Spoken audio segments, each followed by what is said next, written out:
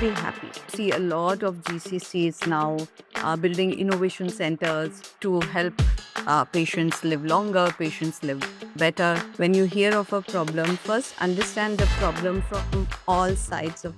Hi, I'm Raghu Kiran. Welcome to Visionary Voices, the Thought Leadership Podcast, where we explore how leaders activate culture, people, and performance to shape the future of work. Today's conversation is going to be truly special. I'm delighted to join by Mukta Arora, who is the Managing Director at Astellas Pharma GCC India. Her career spans more than 2 decades across the life sciences and global capability center landscape. She has successfully built teams, shaped organization culture, and driven growth across India's healthcare and biopharma sectors. For our viewers, just to set the context, India has more than 1,800 global capability centers, employing close to 2 million professionals, out of which women represent around 35 to 40%, yet only 18 to 20% occupy senior leadership roles. Despite these numbers, more women are now stepping into strategic positions, particularly in healthcare and biotechnology. In today's discussion, we will explore how Mukta is building a culture that drives accountability and performance, how she balances compliance with creativity in a regulated industry, and most importantly, how her leadership journey as a woman in this space is helping to shape the future of talent and culture.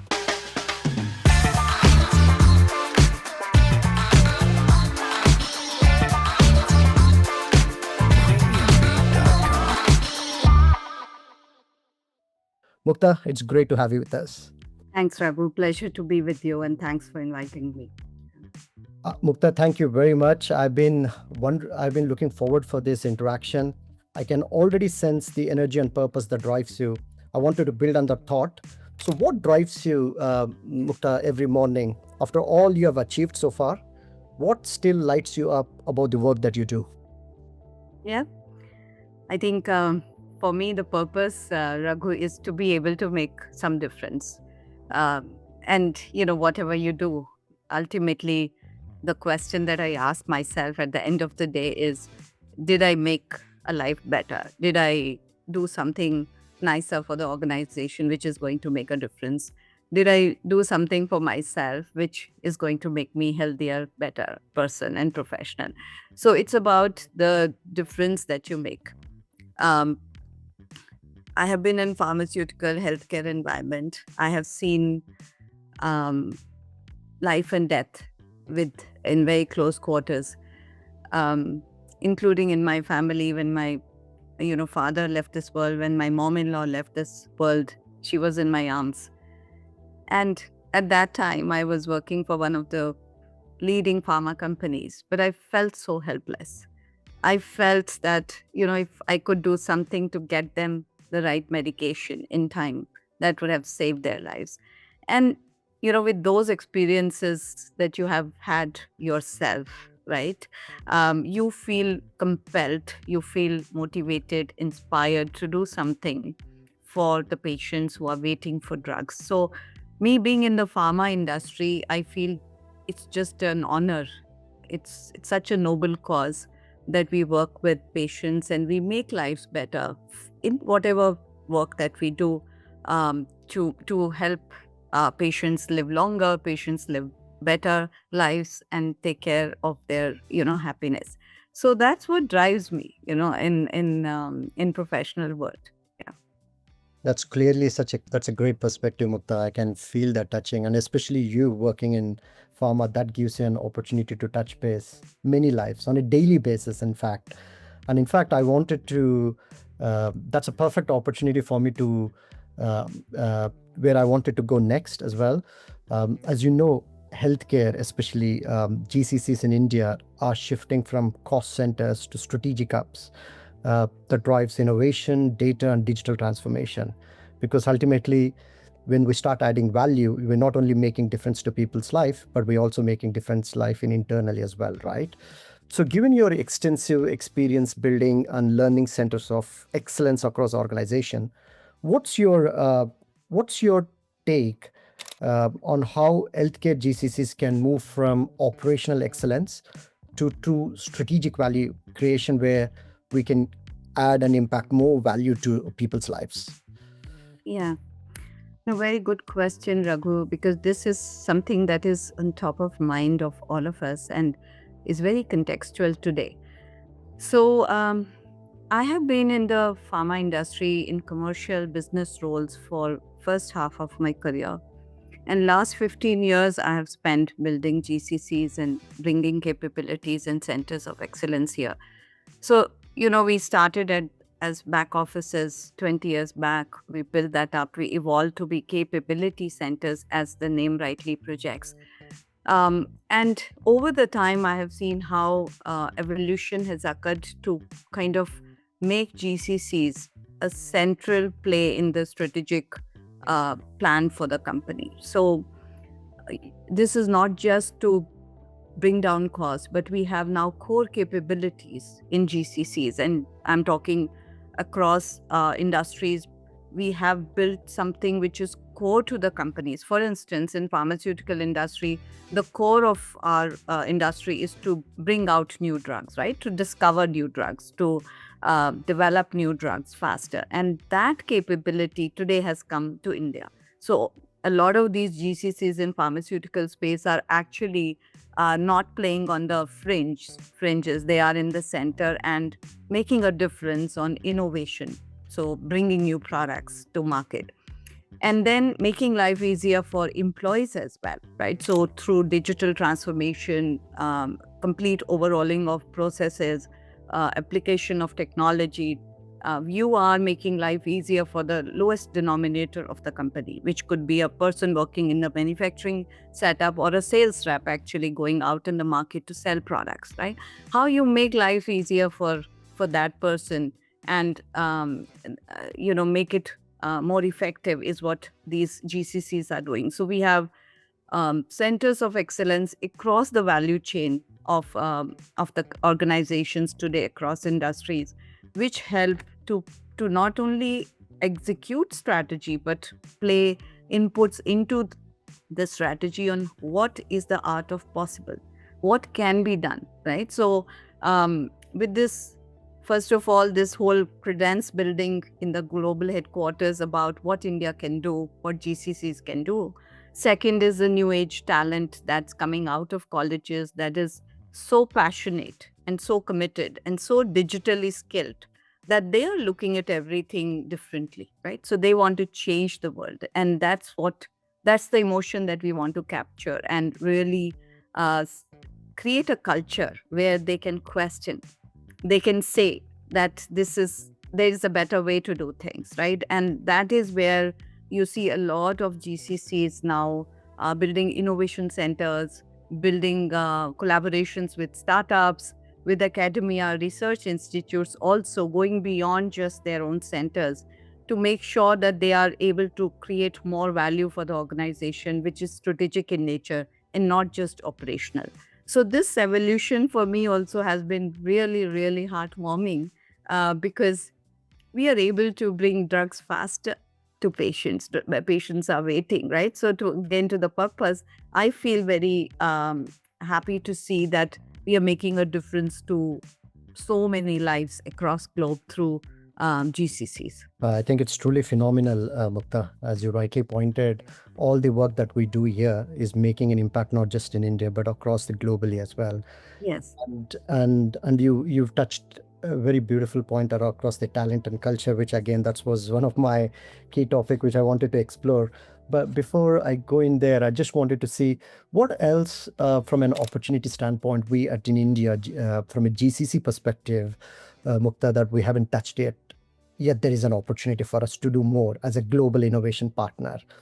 Are there, from your perspective, do you see any more areas that in India we can capture more of that value part that you've spoken? Yeah. No, definitely. This is an evolution, Raghu, as we know, and this will require us to constantly think about the question that you're asking, right? What more can be done? A lot of us start at different stages of GCCs, right? So corporate strategy defines, okay, these are the jobs that are going to GCC. So first we will do this execution, and then they evolve to do, okay, process optimization, application of AI, application of automation, etc. And that's happening. But then the question still remains, what more can be done? So I will go back to my example in a previous company that I worked with.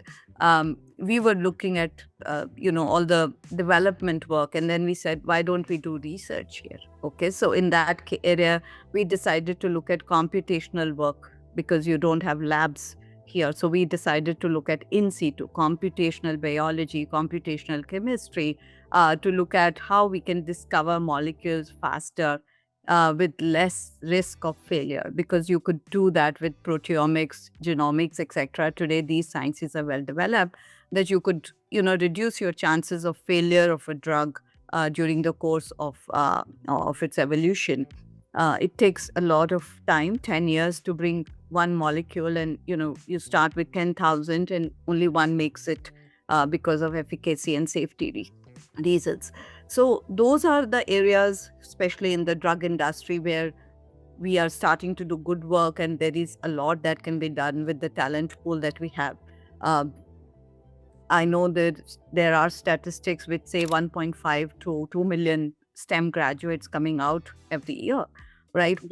How are we going to leverage that talent pool resources to make sure that they develop into data scientists, they develop into real core scientists who can help us with drug discovery and development?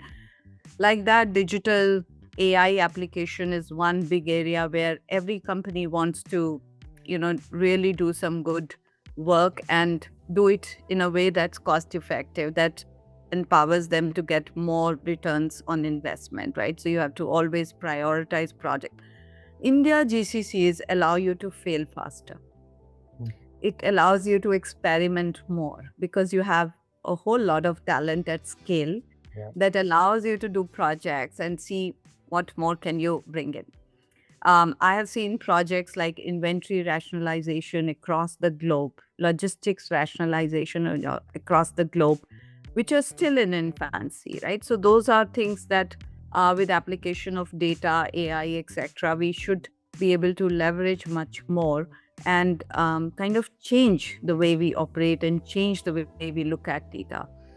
So I feel very positive about the charter in front of us for the next 10 years in terms of what change we can bring to the organizations to make them more efficient and also more innovative. That's really encouraging, Mukta. And you mentioned a very good data point as well, 1.5 million to 2 million talent. And you also mentioned about leverage, right? Leverage plays a critical role, and that's what differentiates between good leaders and truly great ones. How do you leverage that talent and culture? And I would love to ask that.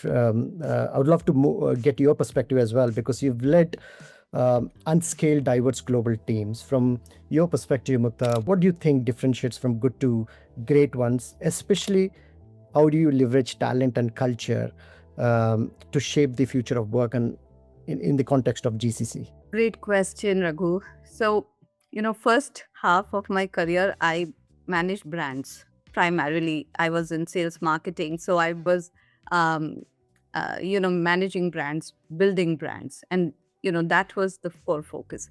And now when I am in the GCC space, I look at all the people here, the talent pool as the brands. Because literally, you are not selling brands in GCCs. You are actually selling your people. You are actually selling the talent, the work, the value that you get out of them. And therefore, I think as a leader, one thing that really helps if you want to make a difference is to focus your efforts on building talent, on growing talent, and really investing your, heart into building others. It's not about you. It's about the work that's being done by others. And how do we make sure that they get recognized, they get rewarded, and they get truly a career in the company, right? So that is very important. Many times I read reports where people say they shift jobs for money in GCCs, there is high attrition. And personally, I haven't seen more than a double digit. I mean, I haven't seen a double digit attrition because we have invested a lot in making sure people feel connected to the purpose of the company through their hearts. And I always believe that once you have engaged the hearts of people, Yeah. getting the performance is a side effect because they are trained, right? They're educated. We are hiring educated, trained people. They will deliver. It's just that how do you make sure that their hearts beats for the company, for the work that they do, for each other, and so that they can deliver their best. So I believe the question that you ask, great leader, is one that is a servant leader, Yeah. is able to put people ahead, but provide clarity, provide focus, provide high standards because people look up to those standards for their own development, right? And I think sometimes you have to be tough, sometimes you have to be very empathetic to make sure that you bring the lowest denominator in the company to the high standards that you wish for everyone. And that takes a lot of emotional intelligence besides your leadership, other leadership skills to get down to the lowest level, be humble, and still, deliver business outcomes while taking the team along and keeping their, um, welfare at the heart of everything. It requires bravery. Sometimes you have to be bold. You have to kind of represent them in the global space, make sure that they are recognized, their work is recognized, and you have to, speak up for them. So those are the things I think great leaders do differently than good leaders. Yeah. Right. Brilliant. And in a nutshell, bravery, bold, it's all about compassion, right? How do you bring compassion to your leadership style? And you also mentioned a very good touch point on servant leadership as well. Um, what I loved about your other perspective is getting clarity of, I mean, to create any high performance team, you create high performance teams when you connect everyone's job role, how it is impacting to the bigger purpose or larger purpose, right? Exactly. And that's where you mentioned about the point clarity as well. That's pretty amazing, and it all boils down to culture, right, Mukta? And uh, I often say the culture is really is what people do when no one is watching Mm. them, right? So, can you recall a moment when you sensed the culture was slipping and you took a decisive action? Because you talked about bravery and being bold, right? When things were not going according to your expectations or where the culture was slipping. So, is there any moment that you can recollect or where you've turned it around? Yeah, many moments actually. But what comes to my mind at this stage is one during COVID time, right? When um, there was a lot happening in everybody's life when COVID hit us. Yeah. And after that, when we were getting people back to work, right? So there was an organizational mandate to get people back to work. But there was also a reality in India which struck me. Um, I'll go back when I just became a mother, 20 years back. And at that time, when I was, carrying my son, the maternity leave used to be 3 months. And when I had to leave my son, I was feeding him. And when I had to leave him at home and go to work, I used to literally cry, at that time. And and that time, my organization supported me a lot. Like they allowed me to be flexible, this is 20 years back. At that time, this flexibility concept was not there. So I was very, very grateful to the organization for giving me that opportunity. And I made a note to myself that when I become a leader and if I can influence this, I will make sure that lives of young mothers who have young children will be better. And the opportunity, the biggest opportunity came after COVID. And I then, when we were asking moms to come who had just delivered their babies or the babies were very young, they had a lot of hesitation in having a nanny or leaving their child somewhere. And then I just recall my moments and I said, okay, let me talk to the organization and see if we can take a bold decision and give them work from home for an extended period of time. To my surprise, I got support again this time, was grateful for that. And we allowed young mothers to stay at home for another year. And with the result that we never lost any young mother in the funnel. So they all came back over time and they were all with the company. And that's something that warms my heart even today, that, we were able to make a difference to the culture of compassion, of empathy, of understanding, of inclusion, for every stage of life, every strata of life, um, and still get the work done, get the work outcomes done. And I think that's still quoted by many because those mothers deeply appreciated, but also men appreciated it because somewhere in their lives, their sisters, their spouses all go through that, and they took it as an inspiration for um, change that can be brought in with just one thought, right? It's marvelous, and I think it's so touching. And we all recollect those moments where it was not easy, as you rightly pointed, and you going above and beyond. And they always say that leaders are defined by their purpose, and clearly your defining moment, what has you put yourself as a mother, what you had to go through, and the flexibility was provided. Yeah. Remembering those defining moments and shaping your leadership styles and you going above and beyond is truly phenomenal. And hats off to you, Mukta, for as you did mention that you need to step up when in those defining moments. You stepped up and you already touched many people's lives. That's very, very amazing. Uh, I wanted to touch base a bit more on that aspect, Mukta, from a culture standpoint. It's always it's always great when things are really going well, Mm. but it's always the times where things don't go well, and that's where the leaders have to step up and had to do or change things around, right? And change management is always a tricky part where many leaders struggle. And and I wanted to touch base this because I do often talk to many leaders, and this is one of the struggles. So I wanted to get your perspective as well from from a culture standpoint.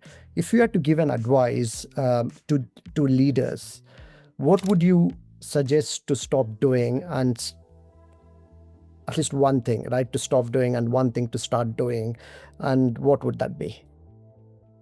Okay. So, and again, I am no expert. I am still a learner. I learn from different people, different situations, and evolve as a leader, as a person myself.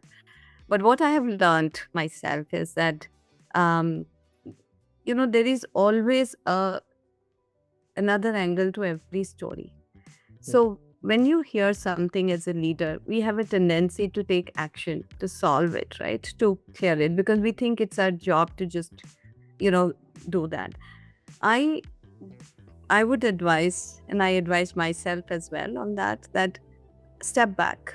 When you hear of a problem, first understand the problem from all sides, and then use your judgment and wisdom. Maybe take a little bit more time, but do not react to things. Respond to things, as Stephen Covey says, right? So, um, respond to things with wisdom, with emotional quotient, and things like that to take a decision, and do not be in a haste. So, that's one thing I would say that we should all be cautious of.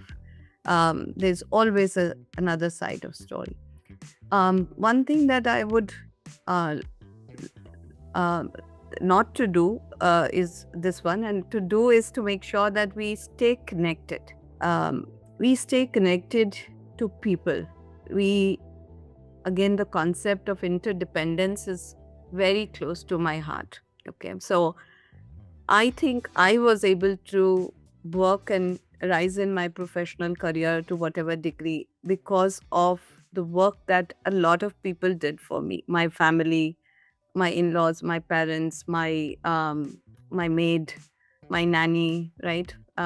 My driver who helped me. So all these people and a lot of family and friends who helped me. And that is a concept of interdependence. Um, Over a period of time, as we grow, we think independence is the biggest thing. But personally, I believe interdependence is the biggest thing, where you are able to recognize that all that we do, okay, is a product of work of a lot of people, and that allows us to blossom and rise. It's just like growing a garden, right? So a lot of things have to happen, and a lot of people have to put their heart and soul to make the flowers blossom, and that's what happens in our life. And we sometimes overlook that aspect. So as leaders, what we need to do is make sure that we talk more, communicate more, build more consensus, build more networks, be uh, authentic, right? If we have a problem we are trying to solve, get your group together, talk to them, get their views, and then make a decision about, what should be the right thing. And that is an evolution linked thing as well. When you start off as a leader, um, you are running, but it's important to sometimes take a pause and then make decisions, right? So that would be my advice. Yeah. So brilliant. I really staying connected part and also that interdependence part of it. And in terms of not doing things, is don't react, which we often have that like everyone as a human, right? We often react to it, and we often go below the line as well, taking blames and excuses and denials. And it's pretty amazing the way you said, and from your perspective as well, how do you lead above the line in being staying connected, and and most important to exhibit those behaviors that right where your team can pick up as well. So Mukta, I just wanted to add onto it because I often see many leaders often struggle in building those behaviors across the teams, when you're setting up a culture, right? So from your perspective, how do you go about building those behaviors across the teams in terms of your rhythms, like your teams, your reviews or forums or rituals, so they all exhibit the right level of behaviors, and you set up that culture that you always wanted to intended to get the results. Yeah, yeah. Very pertinent question and very important one.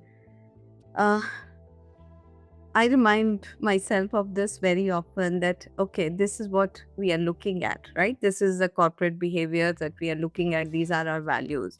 Now, how do you personalize those? How do you exhibit those? Um, and I always say that putting posters on the walls of, our organizations about values, etc., is one thing. Leaders actually should be the walking posters.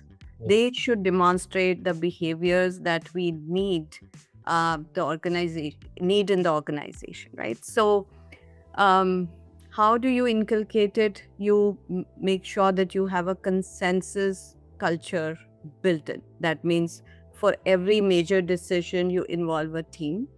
You create that culture in the team meetings that people have to listen. There has to be inclusion. I'm saying this is what we want to do, right? It necessarily doesn't translate 100%, but if you're intentional about it, you would make sure that everybody is heard. You would be cautious and you would be looking for signals where somebody is just keeping quiet, not speaking up, right?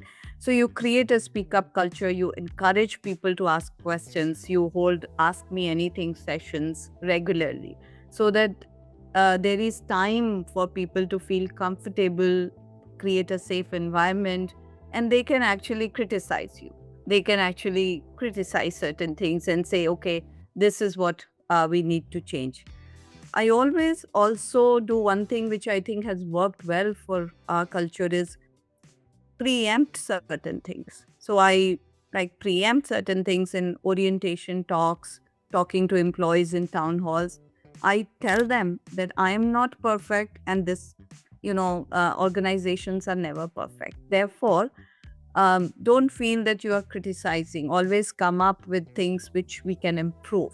Look at it from that lens and say, Mukta, I have a problem here, but these are 2 or 3 ways to solve that.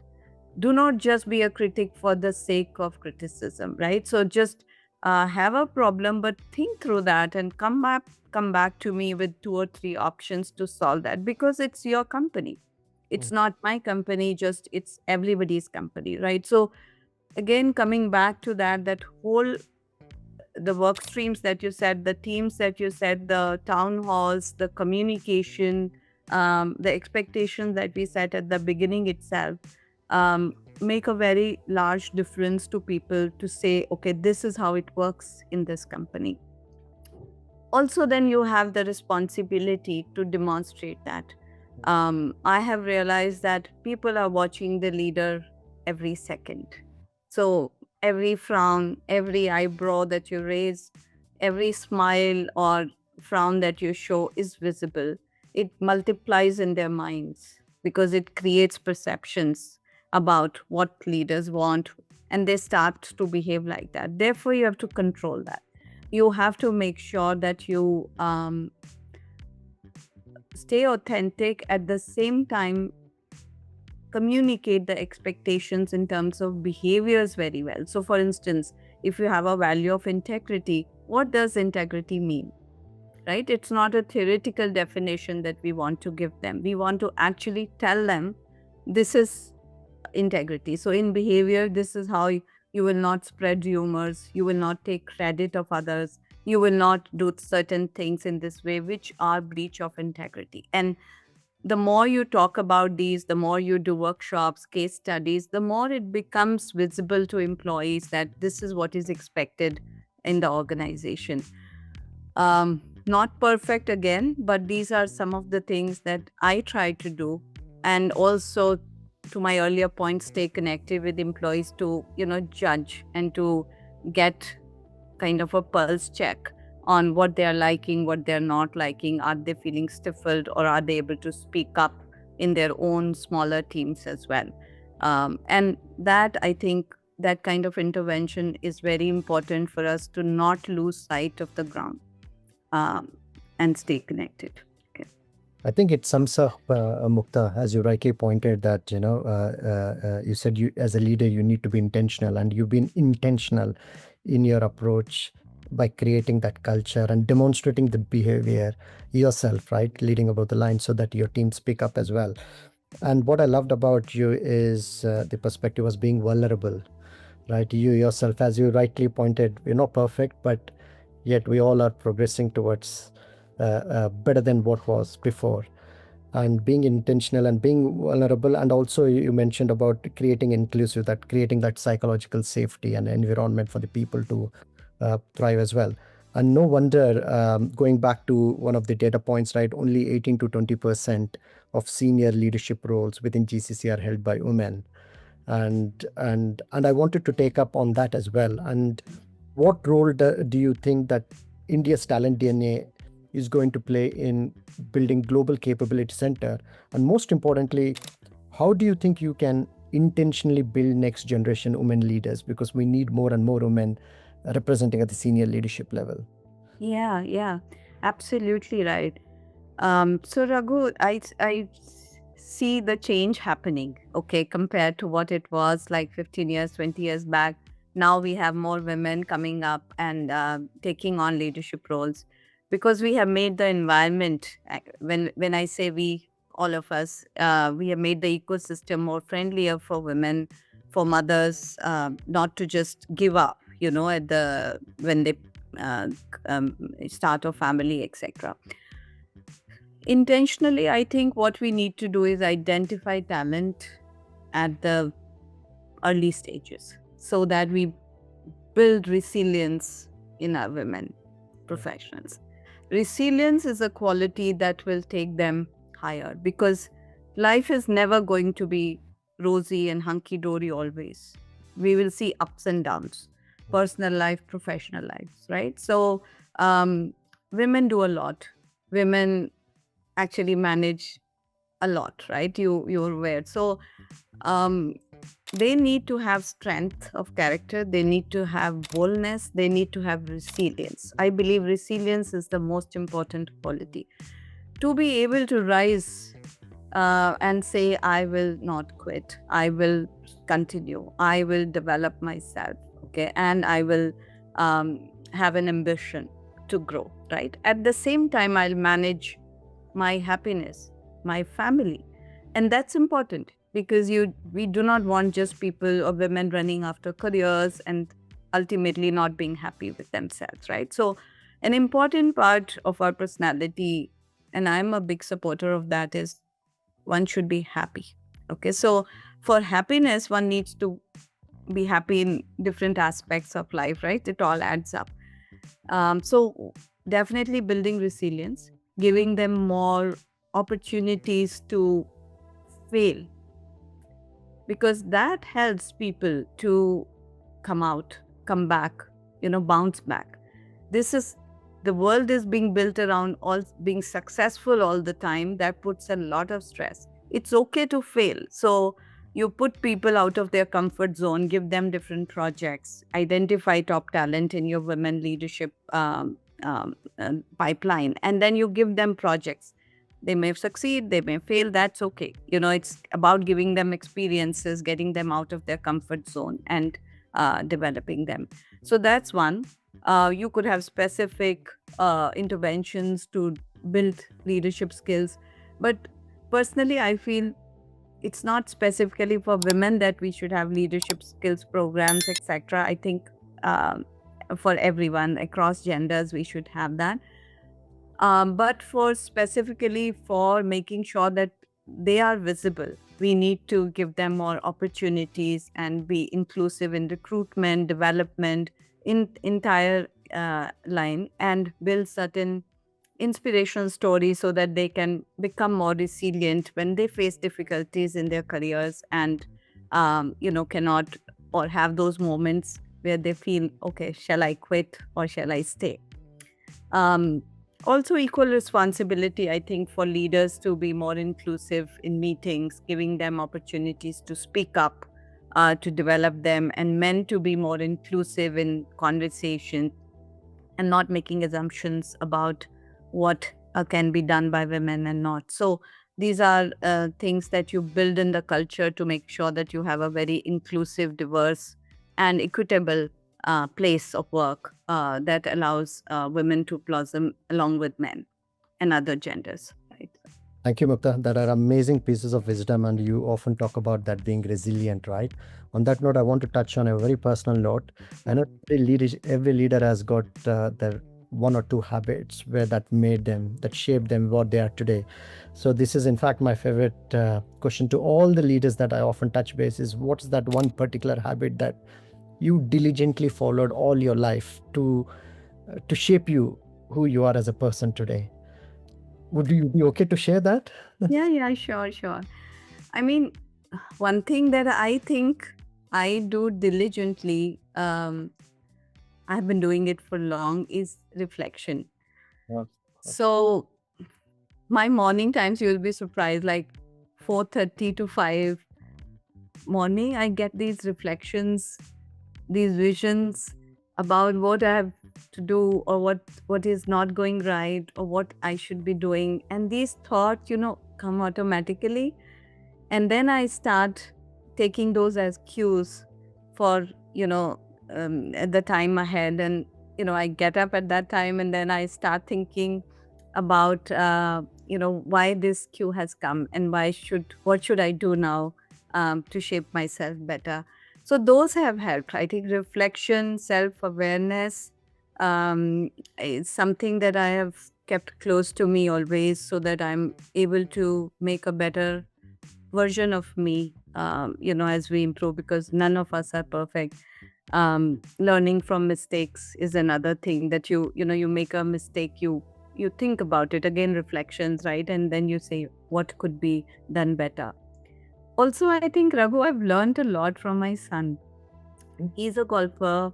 And when he was very young and, young player, I would watch him. And so many things that I learned from him in terms of discipline and focus. Okay. And that have also become part of me. Like when I'm doing certain things, I'm very focused. I try to avoid distractions, etc. And that has helped me How do to you do that? How do you block? Sorry, I didn't. How do you yeah. block those distractions? Is one of the most difficult part, right? So do you put yourself or you unmute, you mute all your phones? Is there any mantra that you follow? No, actually, you'll be surprised. I can be very focused even sitting in my office where there's a lot of noise and phones are ringing, etc. I think it's about your state of mind, ability to get those few minutes on the topic. And when I'm talking to another person and if they digress, I am the one who would say, let's bring that back, bring the focus back on the topic. So it's just that um, as a brand leader, I was taught um, that focus means sacrifice. So when you're positioning a brand, you focus, you take a position for the brand, right? This is what it will do. And what you have to think as a brand leader at that time is what it will not do. Okay, what is it that you will do not want it to be positioned as? So when you think about what not, then is become very easy. And therefore focus is also about sacrifice. So what you want to sacrifice to be able to focus. So you sacrifice other thoughts, you bring yourself. So you just condition your mind to say, okay, in this 30 minutes, I have to, solve this problem. So those are the things that have helped me, especially in times where, it's not, things are not very good, or you need to really get the best out of you. You need to focus your mind to that particular problem that you're solving. It definitely takes a lot of practice, yeah, Mukta. And I think again, as you rightly said, that's your habit, right? You've Yeah. practicing that for the last 20 plus years. So I try to do it myself, and I never able to focus that. It requires a lot of work from my end. But for you, you're unconsciously competent in. No, so it's just that all of us are evolving, right? So, and this is nobody's perfect, but it's just that you try to intentionally hone a habit. And that's where I think with the golf and everything that I've learned, I've I've realized that this is something that will help me. And once it's you start doing it, you feel it's helping you, then you kind of reinforce your mind that yeah, this is good thing to do, and you continue to do it, right? So. Well, Mukta, thank you very much. And I've taken a lot of your time. Clearly, there's so many key takeaways. For me, and for our viewers as well, whoever listening, there are three key takeaways that I took it while you are talking, right? And I think culture is behavior. Clearly, the clarity, ownership, and consistency matters more than the slogans that you right pointed, right? And you shared like resilience is a discipline where uh, governance and innovation are not opposites, right? And you also touched upon the talents scale, where you talked about inclusive leadership mindset, and I think these are the key few takeaways, and I'm sure there are many things for our viewers to learn from this podcast. Once again, thank you very much. Before you leave, do you want to finally share any piece of wisdom or insights for our viewers? Well, I would say just be happy. I think that's very important, right? So just find what gives you happiness, and make people part of your happiness. I would say, you stay connected, and make, create something new, manage something old, whatever you do. Derive some happiness out of it, because that is very important for us to live a healthier life.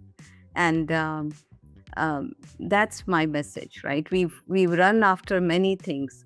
I think if we run after happiness and fulfillment, that's going to be really making a difference to us. So that will be my message. What a beautiful thought, Mukta. Thank you. Being happy, being content is the hallmark. And thank you once again for your time today and sharing your perspective, your story, and your insights. I've learned a lot from this interaction, and wishing you all the best. And for our viewers, until next time, keep activating people, culture, and performance. Thank you.